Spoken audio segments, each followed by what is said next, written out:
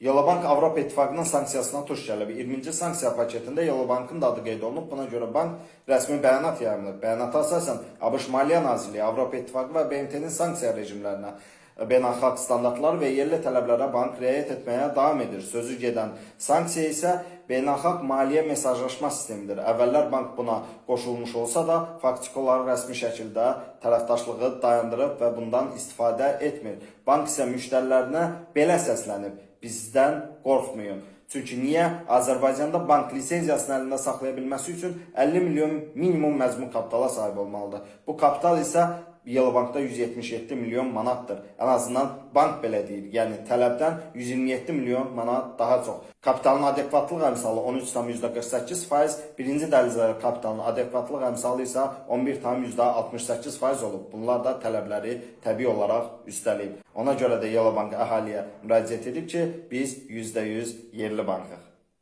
Bəs sizcə bu sanksiya bankın depozitlərini və ya müştərilərini itirməsinə səbəb olacaq?